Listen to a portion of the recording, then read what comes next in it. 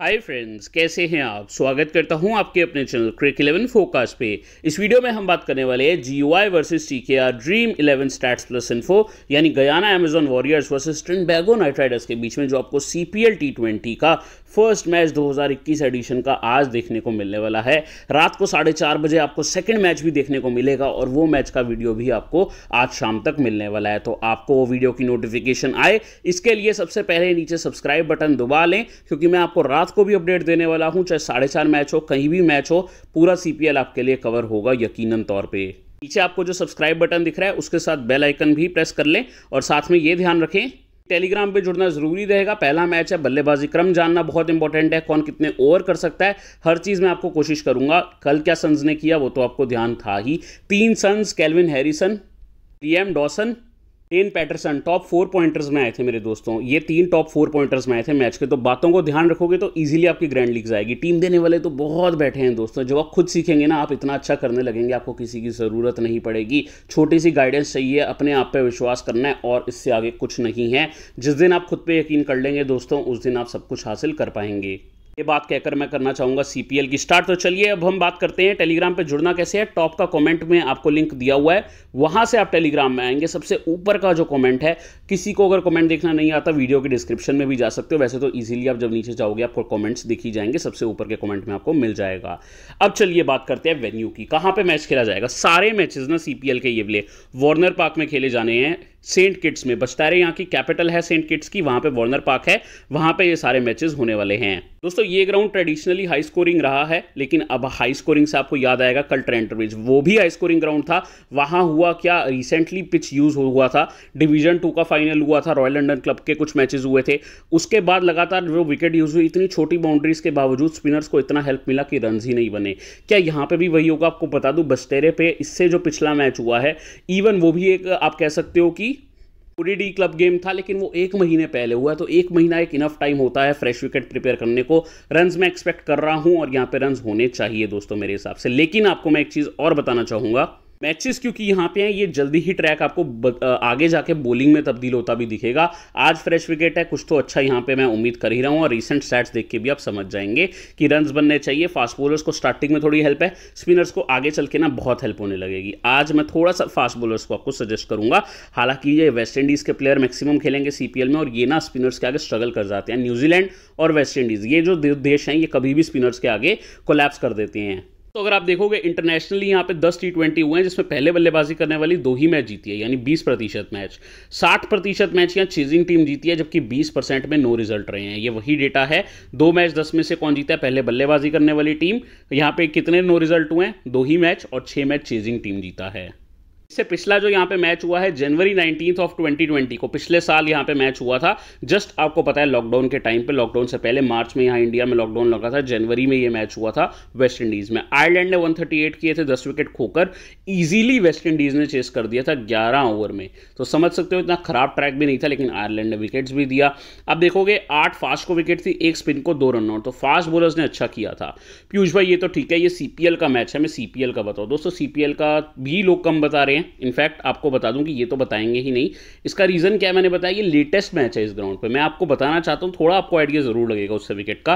लेकिन अब देखो ये इनिंग्स अगर आप सिर्फ देखते, सिर्फ विकेट्स ही विकेट्स, यहाँ पे देखो रन ही रन, तो भैया आप इसको मान के चलो कि आपको प्लेयर पे फोकस करना है। स्टार्टिंग के मैचेस में ना पिच से ज़्यादा प्लेयर पे फोकस करो, मैं आपको ये सजेस्ट करूंगा।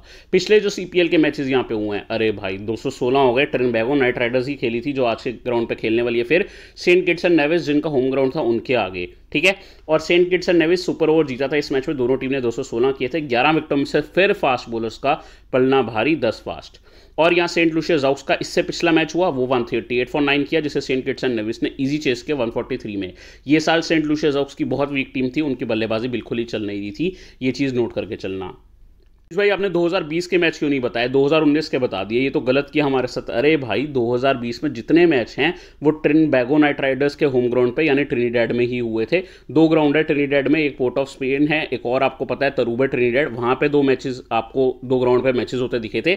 इस साल सारे मैचेस आपको यहीं देखने को मिलने वाले हैं। तो मैंने आपको 2019 का डेटा इसीलिए दिया क्योंकि 2020 यहाँ मैच ही नहीं हुआ। ये वाला जो मैच हुआ वो मैंने आपको बताया। इंटरेस्टिंग फैक्टर क्या है, 2014 में इस ग्राउंड का एवरेज 160 था रन स्कोरिंग का, 145 एवरेज था 2017 में, और 2019 में 180 था। जो मैंने आपको 216 रन का एक मैच दिखाया ना, और ये जो मैच दिखाया ये भी मैंने एवरेज स्कोरिंग में लिया है। अब ये चीज़ आप नोट करके चलो कितना ऊपर नीचे हो सकता है एवरेज स्कोर। ये आपको पिच का क्या अनाउंसमेंट हो रही है, क्या शो हो रहा है, मैं सब कुछ बताऊंगा, उस चीज़ों से पता लगेगा। डैरेन गंगा मोस्टली वहाँ पे होंगे, वो हम पिच के बारे में काफ़ी रिपोर्ट देती हैं अच्छी, जब भी मैंने देखा है उनकी रिपोर्ट सही रहती है, तो उनकी हम सुनेंगे और आपको सजेस्ट करूंगा, उन पे ध्यान रखना, मैं आपको बताऊंगा ही। दोस्तों आपको बता दूं, at this venue in CPL में यहाँ पे किस हीरो ने कितना परफॉर्मेंस दिया, किस हीरो ने क्यों, क्योंकि यही हमारे मैच के हीरोज बनने वाले हैं। लैंडल सिमंस ने यहाँ पे 12 मैच में 436 रन किया 39.6 की एवरेज से with the highest of 97। Lendl Simmons अच्छी फॉर्म में भी हैं। रिसेंटली जो आपको पता है काफ़ी वेस्ट इंडीज़ ने 15 T20 इंटरनेशनल खेलने थे, वो तो चलो पाकिस्तान साथ सीरीज लगभग सारी ही वॉश आउट हो गई, बट समझिए लैंडल सिमंस इंजर्ड हो गए थे पाकिस्तान सीरीज़ में, इनके सिर पर बॉल लगी थी, उससे पहले इनका फॉर्म अच्छा था, यहाँ पे अच्छा करना चाहिए। कायरन पोलार्ड की बात करूं, 9 मैच में 289 रन, ट्रिनिडेड के लिए भैया होम प्लेयर हैं, मतलब कि इनको आप यहाँ पे मिस नहीं कर सकते। शायद और किसी लीग में आप फिर भी सोच लो, इनकी होम लीग में इनको मिस करना बहुत बड़ा रिस्क है। 63 का हाईएस्ट है, 41 का एवरेज है। खुद को कई बार डिमोट कर देते हैं, 4 डाउन 5 डाउन, बहुत नीचे भी आ जाते हैं, लेकिन प्रॉब्लम ये है कि इनको छोड़ना मतलब बहुत बड़ा रिस्क। अब शोएब मलिक की बात करें, 8 मैच में 282 रन है, 47 की एवरेज से with highest of 55। Important player है, इनको वेस्ट इंडीज़ में बहुत एक्सपीरियंस है, ये बारबाडोस की टीम को कैप्टन कर चुके हैं पहले। ऑफकोर्स इस मैच में बारबाडोस के लिए नहीं खेलने वाले, बट मैं आपको ये बता रहा हूँ ताकि आप समझे सीपीएल में इनका अच्छा खासा एक्सपीरियंस है, इन ग्राउंड्स पर ये टॉप स्कोरर्स में भी आए हैं। दिनेश रामदीन 8 मैच में 184, हमेशा दिनेश रामदीन एक ऐसे प्लेयर हैं जिनका अंडररेटेड रहता है सिलेक्शन, लेकिन राम जी का दिन अगर आ गया तो अच्छी खासी स्कोरिंग कर सकते हैं, ठीक है, ध्यान रखिएगा। बॉलर्स में अगर आप देखोगे एक नाम हमेशा आपको दिखता है, वो नाम आपको फिर से दिखेगा, सुनील नारायण, 11 मैच में 9 विकेट लिए हैं। तो बात करते हैं गयाना की टीम की। क्या गयाना की टीम होने वाली है? मैंने आपके सामने रखी है प्रोबेबल 11 जो मेरे हिसाब से रहनी चाहिए। यहाँ पे आप नोट करेंगे इनके ओवरसीज प्लेयर, तो उसमें शोएब मलिक आपको दिखेंगे, मोहम्मद हफीज़ दिखेंगे, यहाँ पे नवीन उल हक लिखे हैं मैंने, क्योंकि मेन फास्ट बॉलर है इनके, और Imran तहीर the legendary leg spinner. अब दोस्तों यहाँ पे आप नोट करेंगे ब्रेंडन किंग यानी कि ब्रेंडन राजा इनके लिए ओपनिंग करने वाले, और उनके साथ आएंगे चंद्रपॉल हेमराज। का बल्लेबाजी स्ट्रॉन्ग है, पर्टिकुलरली इनका टॉप 6 देखोगे काफ़ी इंटरनेशनल एक्सपीरियंस है। चंद्रपॉल हेमराज को छोड़ के सभी लोग इंटरनेशनल प्लेयर्स हैं। रोमारियो शेफर्ड भी इंटरनेशनल प्लेयर खेल चुके हैं, मतलब इंटरनेशनल मैच। सिंक्लेयर भी खेल चुके हैं, नवीन तो है ही अफगानिस्तान के प्लेयर, ताहिर भी हैं, सिर्फ एशमैन, नेड और यहाँ पे हेमराज नहीं है जिनको एक्सपीरियंस नहीं है इंटरनेशनल। ध्यान रखना, Romario shepherd is a main bowler जो कि कुछ बल्लेबाजी कर लेते हैं, आप इनको जेन्युइन बैट्समैन मत मानना, टॉप 16 के बल्लेबाज माने जाने चाहिए। दोस्तों गयाना की टीम से आपको बता दूं, ये फुल स्टैट्स प्लस इन्फो है, मतलब भैया फुल T20 रिकॉर्ड है आपके सामने, किसने क्या किया, कहाँ किया है। शोएब मलिक का 425 मैच का डेटा सबका सब। अब शोएब मलिक कहाँ नहीं खेले, IPL में खेले थे फर्स्ट सीजन में, उसके बाद तो चलो क्या ही खेलेंगे, इनको टाटा बाय बाय कर दिया पाकिस्तान को, लेकिन फर्स्ट सीजन में ये दिल्ली के लिए खेले थे, वो भी स्टैट्स इंक्लूड है। PSL में जो खेले हैं वो भी इंक्लूड है, ये मजानजी सुपर लीग में खेले हैं वो भी इंक्लूड है, इंग्लिश T20 में खेले हैं वो भी इंक्लूड है, सब कुछ इंक्लूड है, ये बताना चाह रहा हूँ। तभी तो आपको 10,000 रन दिख रहे हैं इनके 425 मैच में। एक्सपीरियंस बोलता है 100 को छोड़ो, 50s देखो भैया, 66 50s एक्सपीरियंस बोलता है ये बंदे का। 397 मैचेस में 66 इन्होंने 50s करी है, तो अच्छे प्लेयर हैं, एक्सपीरियंस तो है ही। इनके साथ ही इनके टीममेट मोहम्मद हफीज़ इंपॉर्टेंट है, इन्होंने भी आप देखोगे 25 के एवरेज से लगभग रन किए हैं, इनफैक्ट 26 ही मान के चलो, 2 centuries 41 half century. Recent form अच्छा है, कौन से टूर्नामेंट में अच्छा है मैं उस टूर्नामेंट का नाम नहीं लूंगा, उम्मीद करता हूँ समझ गए होंगे। विकेट्स 185 हैं, ठीक है, ध्यान रखना, ये बॉलिंग काफ़ी करते हैं, और शोएब मलिक हो सकता है इनको यूज़ भी करें, दोनों का लगभग ऑफ स्पिनर का ही रोल है, लेकिन Mohammad Hafeez most likely power play में गेंदबाजी करने आ सकते हैं। मोती जी यहाँ पे हैं, मोती जी का आपको नाम सुन के शायद कुछ लोगों को याद आया हो जिन्होंने मेरे साथ सुपर 50 कप खेला था। बॉलर अच्छे हैं, विकेट्स निकालते हैं, रन्स के मामले में ज़्यादा मत सोचिएगा, लेकिन बॉलर अच्छे हैं, इमर्जिंग प्लेयर हैं इस टीम के। ऑफ कोर्स यहाँ पे निकोलस पुरान इनके बेस्ट विकेट कीपर हैं, हैटमेयर और किंग अच्छे प्लेयर हैं। किंग का आपको एक सेंचुरी याद होगा, बहुत गजब सेंचुरी इन्होंने जो किया था, आई थिंक 132 रन किए थे CPL में, लास्ट सीजन इनका फ्लॉप जरूर गया है। बॉलिंग में इमरान तहीर इनके लीड विकेट टेकर हैं, केविन सिंक्लेयर अच्छे हैं, लेकिन मैं ज़्यादा इन पे आपको कहूँगा नवीन उल हक पे ध्यान देने को, ठीक है, सबके बारे में बताऊंगा टीम करते हुए। अब हम चलते हैं इनके लास्ट ईयर के टॉप स्कोरर देखते हैं। हैटमेयर भैया 11 मैच में 267 रन किए हैं, 33 की एवरेज से, 71 उनका हाईएस्ट था, और 3 उन्होंने हाफ सेंचुरीज करी थी। निकोलस पुरान का देखेंगे 11 मैच में 245 रन है भैया, 245 रन 27 की एवरेज पे, 100 नॉट आउट भी है। डिफिकल्ट विकेट्स पे लास्ट सीजन मैच हुए थे, उसके बावजूद उनके पास एक सेंचुरी है, ये ध्यान रखना। चंद्रपॉल हेमराज 8 मैच में 140, ओनली हाईएस्ट ऑफ 29। किंग ने एक ही इनिंग्स अच्छा खेला था 51 नॉट आउट का। नवीन उल हक ने ज़्यादा, आपको पता है बल्लेबाजी करते नहीं है, ये नीचे आएंगे। शेफर्ड इनके आप कह सकते हो वैसे प्लेयर हैं जो कुछ रन आपको नीचे ऑर्डर में करके दे सकते हैं। बहुत रिलायबल नहीं है, लेकिन एक आधा मैच या आप कह सकते हो 1-2 मैचेस में आप 8 से 8 बॉल 20, 8 बॉल 22 ऐसा कुछ एक्सपेक्ट कर सकते हो इनसे। ये 6 हिटर ही हैं, कंट्रोल करके नहीं खेलते। लास्ट सीजन की बात करूं, टॉप विकेट्स में इमरान तहीर लाजवाब प्लेयर, 11 मैच में 15 विकेट। नवीन उल हक 10 मैच में 11 विकेट। रोमारियो शेफर्ड 8 मैच में 6 विकेट्स। केविन सिंक्लेयर 5 में 5। एशमिड नेट 4 में 3 विकेट्स। ओडियन स्मिथ 1 में 2 विकेट। चंद्रपॉल हेमराज 8 में 1 विकेट। स्पिनर्स में इनके पास एशमिड नेट भी हैं, हेमराज भी हैं, केविन सिंक्लेयर भी हैं, बाकी ऑफकोर्स इमरान तहीर है, बाकी इनके फास्ट बॉलर्स हैं। अब दोस्तों बात करते हैं ट्रिनबैगो नाइट राइडर्स की, यानी कि नाइट राइडर्स ब्रांड की टीम जो आपने आईपीएल में कोलकाता नाइट राइडर्स के नाम से देखी है, सीपीएल में आप देखने वाले हैं ट्रिनबैगो नाइट राइडर्स को। One of the best performing teams ही रही हैं सीपीएल में, बाय ईज आप कह सकते हो सबसे फ्लॉलेस टीम रही है। अगर कोई है यहाँ पे सीपीएल में जो डोमिनेट किया है तो आप कह सकते हो ट्रिनबैगो नाइट राइडर्स। और बहुत क्लियर डोमिनेशन है, आखिर 4 सीजन में 3 बार फाइनल खेल लिया भैया, बहुत गजब टीम है। यहाँ समझो कि Lendl Simmons right hand batsman है इनके लिए ओपनर, फिर साथ में Colin Munro left hand batsman, ये ओपनिंग कॉम्बिनेशन काफ़ी तगड़ा है। फिर Tim Seifert international wicket keeper of New Zealand, Darren Bravo left hand batsman, Kieron Pollard बहुत अच्छे प्लेयर हैं, कोई शक की बात ही नहीं है। Dinesh Ramdin right hand batsman wicket keeper. हो सकता है कि ये बल्लेबाजी क्रम ना चेंज हो जाए, साइफर्ट 6 डाउन पे आए और रामदिन 1 डाउन पे, क्योंकि रामदिन क्या है चीकी शॉट्स लगाते हैं, यानी पीछे लगाते हैं, कवर ड्राइव अच्छा है, बहुत बड़े हिटर नहीं है, लेकिन वो आप कह सकते हो कि थोड़ा सा उनका लुक जो है ना, जो उनका पोस्चर है, वो आप कह सकते हो बल्लेबाजी करते हो दिनेश कार्तिक से कंपेयर कर सकते हो, उनके जैसा है। लेकिन दिनेश नाम भी सेम है, पोस्चर भी सेम है, this is just a coincidence. But आप समझो कि दिनेश कार्तिक के पास पावर है, इतनी उनके पास पावर नहीं है रामदिन के पास, लेकिन ये चीकी शॉट ज़्यादा लगाते हैं। चीकी मतलब पीछे मारना, फाइन लेग पे स्कूप करना, ऐसी चीज़ें, ठीक है, कट करना, वो भी अच्छा है इनका। सुनील नारायण देखोगे left hand batsman, right arm off spin, कुछ मैचेस में ही आपको ऊपर भी दिखे हैं। एक्सपेक्ट करता हूं अगर सुनील नारायण ऊपर आएंगे, मैं आपको टेलीग्राम पे बता दूंगा कि ये चांसेस हैं, इनका नाम कहाँ मेंशन है ऑर्डर में, और उस केस में फिर ये भैया कप्तानी के सीधे सीधे दावेदार हैं।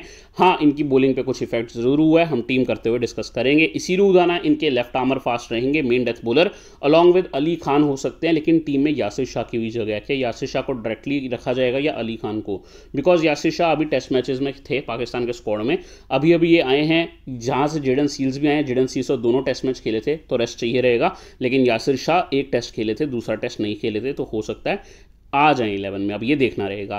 ट्रिनबैगो नाइट राइडर्स के टीकेआर के फुल स्टैट्स प्लस इन्फो आपकी स्क्रीन पे हैं, आपके सामने है। जिस प्लेयर का देखना भैया रिकॉर्ड देख सकते हो। एग्जांपल, मैं एक प्लेयर की बात करूंगा, टियॉन वेबस्टर, 14 मैच में 273 रन, 27 की एवरेज, बिग हिटर है, ओपनिंग पे आते हैं, मीडियम पेस करते हैं बहुत कम, थोड़ी बहुत स्पिन भी कर लेते हैं, दोनों वैरायटी की बॉलिंग करते हैं।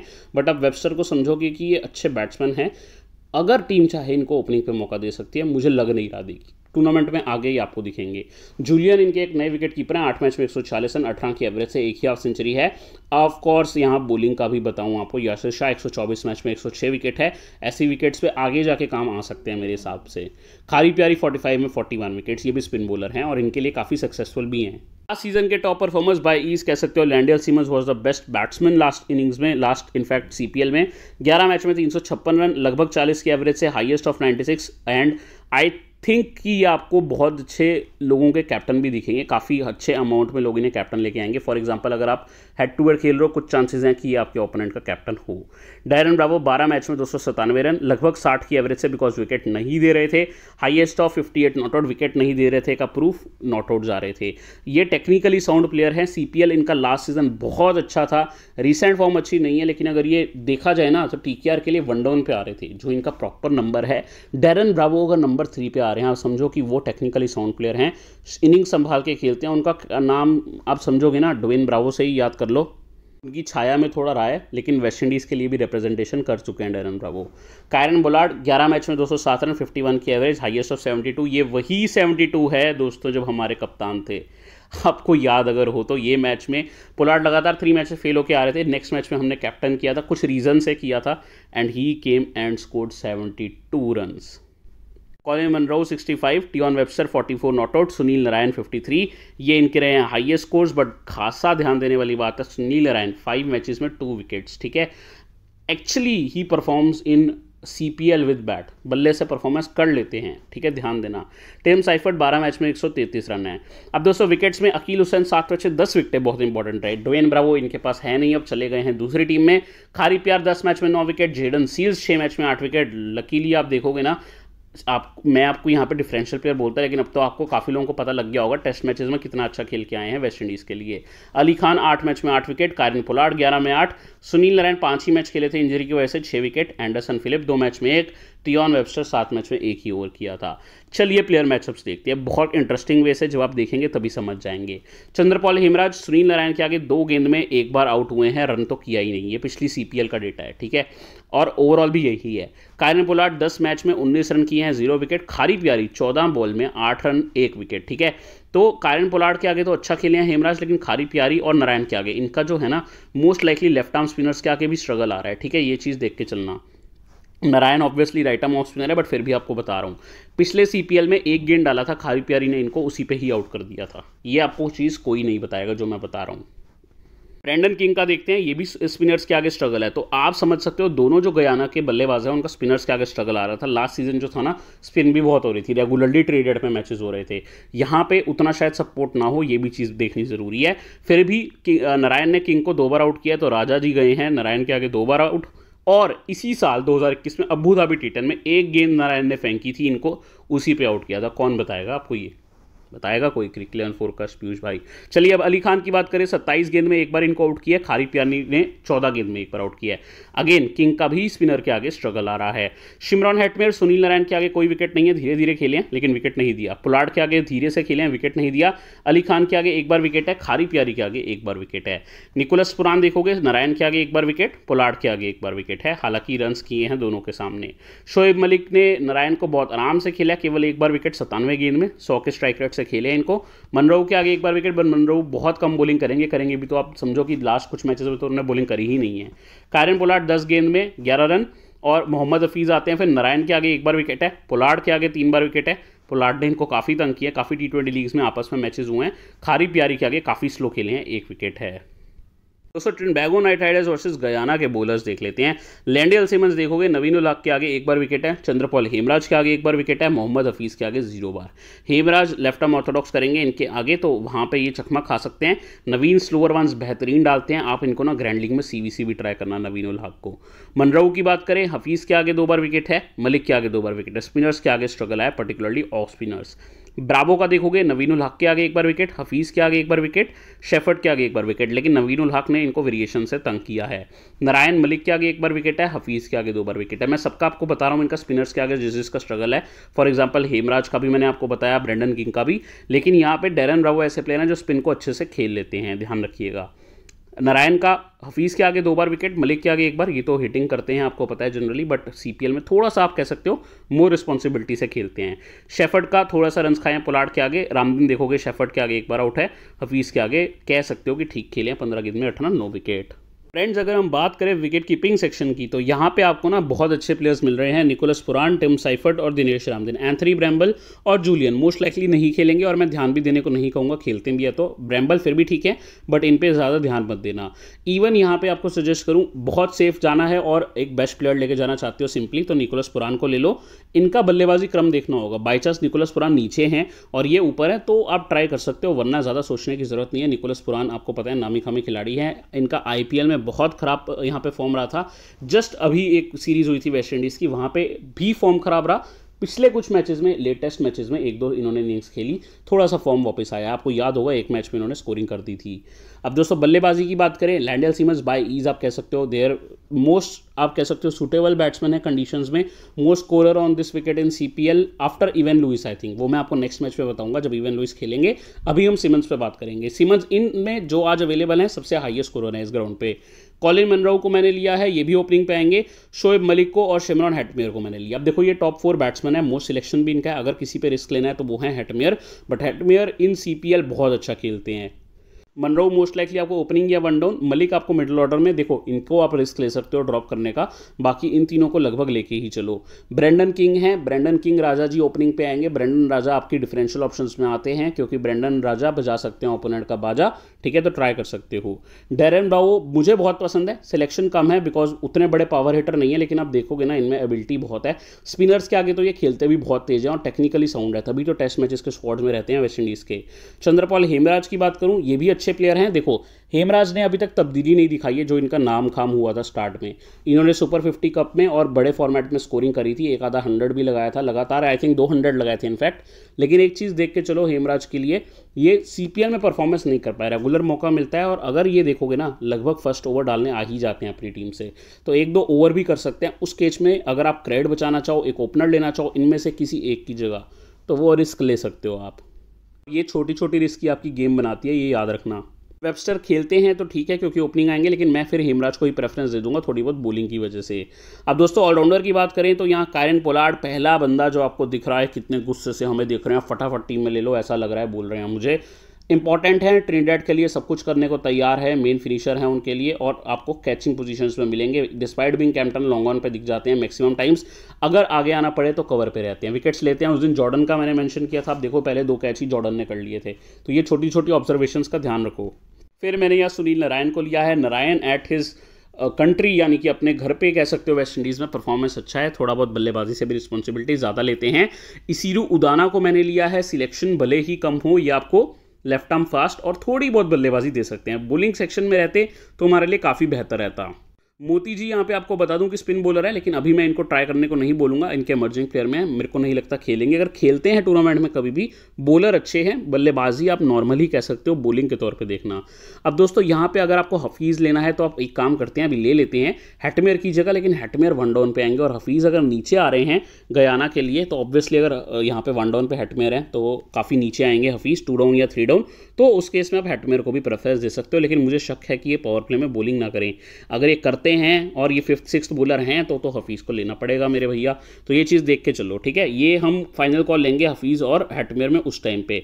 एक चीज़ जो आप और कर सकते हो, इनमें से किसी एक को ड्रॉप करना है तो आप कर सकते हो, उस केस में फिर आप इजीली क्रेडिट बच जाएगा हेमराज को लेकर। दोस्तों अब बॉलिंग सेक्शन पे मैं आया हूं जहां पे आपको 3 प्लेयर पिक करना है। देखो पहली पिक, मेरी सबसे पहली पिक नवीन उल्हाक रहेगी। मैं इमरान तहीर से ऊपर इनको रेट करूं बिकॉज ये विकेट टेकर अच्छे हैं, रेगुलर विकेट्स लेते हैं, इंग्लिश T20 के टॉप विकेट टेकर हैं, अभी नामी खामी खिलाड़ी हो गए हैं T20 लीग्स में, और रिसेंटली अफगानिस्तान में जो चल रहा है उसका क्या इफेक्ट हुआ है इन पे वो मैं नहीं कह सकता, बट फॉर्म वाइज ये प्लेयर अच्छे हैं। नेक्स्ट इन लाइन मैं इमरान तहीर को ही ले रहा हूँ, the legendary leg spinner, wickets बहुत अच्छी लेते हैं। आप IPL देख लो, CPL देख लो, PSL देख लो, मजांदी सुपर लीग देख लो, हर जगह पे इन्होंने अपना नाम किया है। इनको मैं अपनी टीम में 101% लेके चलना चाहूँगा बिकॉज विकेट टेकर है। स्पिन नहीं होता उस केस में ये थोड़ा सा कई बार कह सकते हो कि रह जाते हैं, बट फिर भी इनके पास वेरिएशंस इतने हैं, रोंगन्स हैं, गुगलीज है, तो तंग कर लेते हैं। दोस्तों इसके अलावा यहाँ पे आप पास खारी प्यारी एक ऑप्शन बचते हैं, अकील हुसैन एक ऑप्शन बचते हैं। दोनों स्पिन बॉलर्स हैं अच्छे खासे, दोनों में से मुझे लगता है कोई एक ही खेलेगा, या अकील हुसैन या खारी प्यारी, अगर दोनों खेलते हैं दोनों भी ठीक है। ये लगभग आपको first 3rd over power play में ही गेंदबाजी दे देते हैं। रवि रामपॉल, कहाँ गायब थे रवि रामपॉल, इतनी देर बाद दिख रहे हैं।